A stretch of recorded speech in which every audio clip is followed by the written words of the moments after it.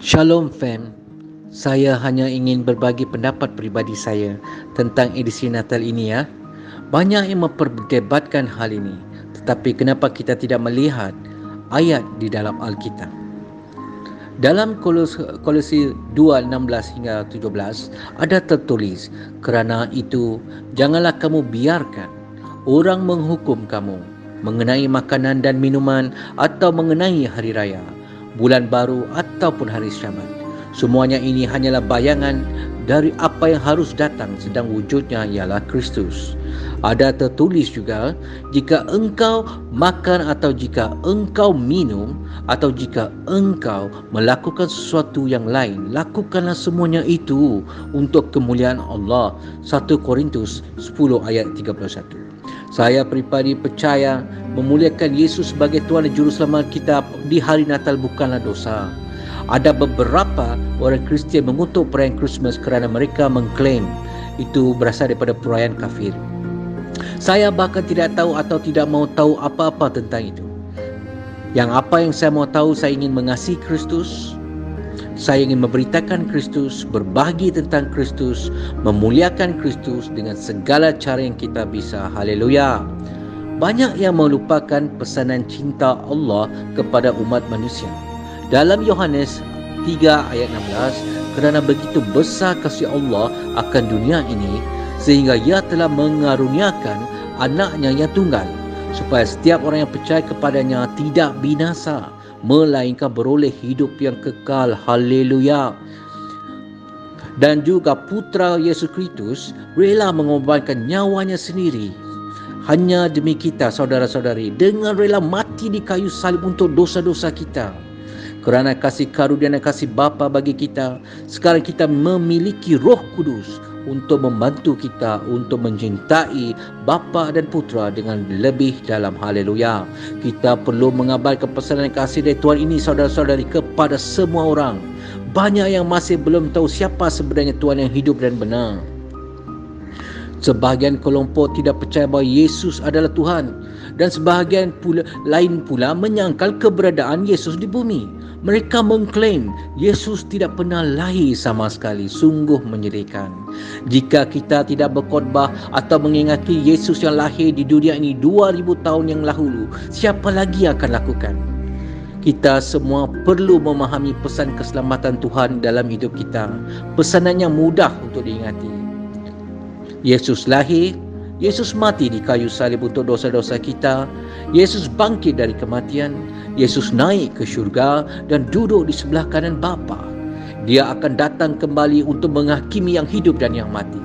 Dia akan datang untuk menyelamatkan mereka yang mencintai dan hidup sesuai dengan kehendak Tuhan. Dan dia juga akan datang untuk membinasakan semua orang jahat dan tidak benar.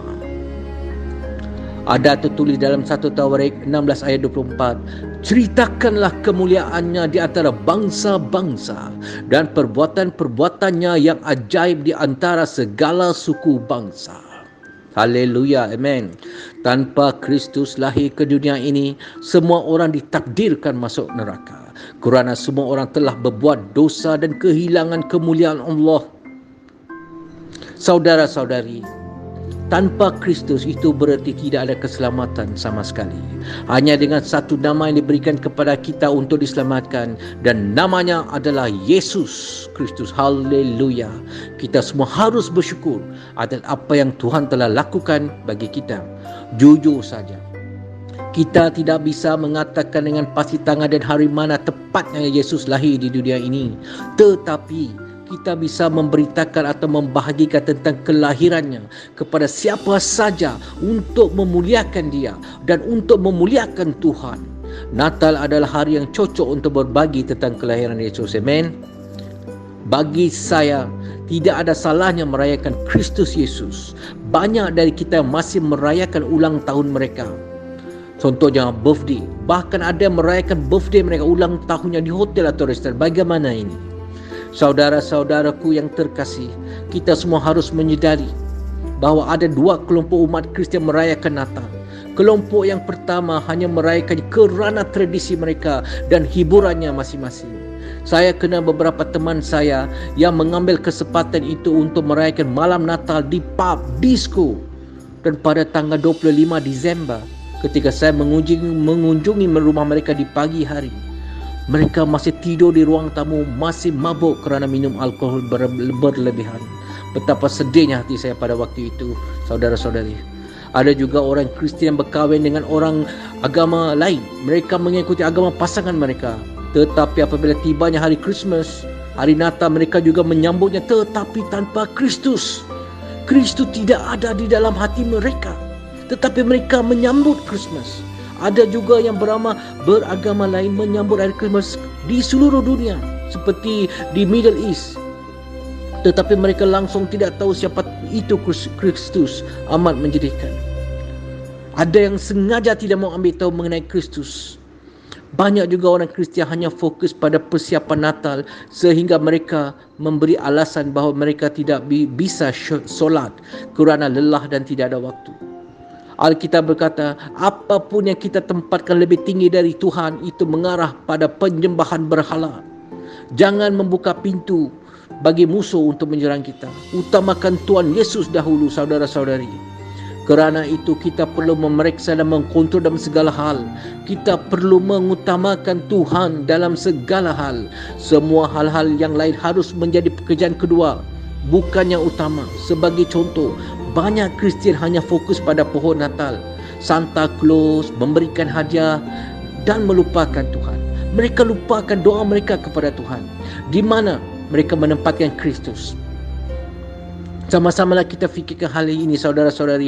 Beberapa anak muda hanya fokus pada alkohol pada hari itu. Mereka merayakan Natal tanpa Kristus. Itu salah. Mempersiapkan Natal dengan pohon Natal dan hiasan lain hanya setakat untuk hiasan bukanlah dosa sama sekali. Tetapi jika kita terus memusatkan ataupun fokus dan memberi perhatian kepada hal-hal ini sahaja dan melupakan Tuhan, lupa berdoa, lupa membaca Alkitab, maka itu menjadi dosa terhadap Tuhan. Apapun yang menggantikan Tuhan dalam pikiran kita, di dalam hati kita adalah dosa. Kita harus sangat berhati-hati, saudara-saudari. Kita harus mengasihi Tuhan dengan sungguh-sungguh dan lebih dalam. Alkitab memperingatkan kita untuk tidak mengikuti gaya hidup duniawi. Jadi kita perlu waspada dan berhati-hati di hari-hari terakhir ini. Tuhan tahu keinginan dan pikiran di dalam kita. Dia melihat segalanya dan dia tahu segalanya. Haleluya. Dia tahu apa tujuan sebenarnya kita merayakan Natal juga. Dia tahu kondisi hati seorang itu. Kelompok orang Kristian kedua adalah seperti kita, saudara-saudari. Kita adalah anak-anak Tuhan yang sejati, hamba Tuhan. Kita tidak mengikuti gaya hidup duniawi. Kita sanggup berkorban demi Yesus Kristus. Kita berkhotbah untuk kemuliaan Tuhan Yesus, demi kemuliaan Tuhan Yesus Kristus. Natal adalah waktu yang paling tepat untuk membahagikan tentang kabar baik Kristus kepada dunia. Haleluya, amen. Kita dapat memanfaatkan kesempatan ini dengan berdoa bersama keluarga pada hari Natal, saudara-saudari. Kita menyanyikan kidung pujian bagi Tuhan, mendengarkan lagu-lagu rohani yang indah, membaca firman Tuhan, merenungkan janji-janji Tuhan dalam hidup kita. Berterima kasih kepada Tuhan atas apa yang telah Dia lakukan untuk kita selama ini dan juga putranya Yesus. Haleluya. Terima kasih Tuhan Yesus Kristus, terima kasih Roh Kudus, terima kasih Bapa. Kita juga dapat menyiapkan makanan minuman yang enak untuk kemuliaan Tuhan dan berbahagia dengan cara Kristus. Segala kemuliaan untuk Tuhan kita. Haleluya. Kita bisa memakai baju baru, menyambut para tamu untuk berkunjung ke rumah kita dan membahagikan pesan Kristus Yesus kepada para tamu, bahkan kepada orang yang tidak percaya. Ini adalah salah satu cara untuk membawa lebih banyak jiwa kepada Kristus. Ini menunjukkan kasih kita sebagai orang Kristian, anak-anak Tuhan yang terpilih, yang memiliki Kristus dalam hati kita. Kerana kita mengasihi mereka, kita membahagikan perihal Kristus kepada mereka. Haleluya. Kita juga, saudara-saudari, bisa membersihkan rumah. Kita buat semua ini untuk kemuliaan Kristus, untuk menyambut kelahiran Yesus Kristus, untuk memperingati kelahiran Yesus yang di mana berlakunya 2000 tahun dahulu. Kita cuma mengingatinya. Kita bisa mengurapi rumah kita dengan minyak urapan.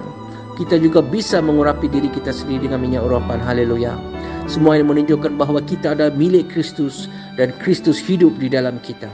Semua ini dapat kita lakukan untuk kemuliaan Tuhan. Haleluya. Segera Tuhan Yesus akan datang untuk membawa kita kembali ke rumahnya. Kita harus selalu bersiap-siap dan mengerjakan semua tugas diberikan Tuhan kepada kita dengan sempurna. Tetapkan tujuan anda, saudara-saudari. Apa rencana anda pada tahun depan? Apa rencana anda pada hari-hari yang akan datang? Maksud saya untuk memenangkan lebih banyak jiwa bagi Kristus. Dan bagaimana anda dapat memuliakan Kristus di masa depan? Bagaimana untuk membawa jiwa-jiwa masuk ke pelayanan? Bagaimana? Fikirkan benda ini pada hari Natal. Ianya lebih bermanfaat untuk kerajaan syurga. Oleh kerana itu, kami sekeluarga Matthew ingin mengambil kesempatan ini untuk mengucapkan selamat hari Natal kepada anda semua. Selamat hari Natal untuk rakan-rakan seperjuangan dalam iman Yesus Kristus. Tuhan memberkati kita semua. Haleluya. Puji Tuhan Yesus Kristus. Segala kemuliaannya untuk Tuhan seorang, untuk Tuhan Yesus Kristus. Haleluya. Segala kemuliaan kepada Tuhan Yesus Kristus. Haleluya. Haleluya.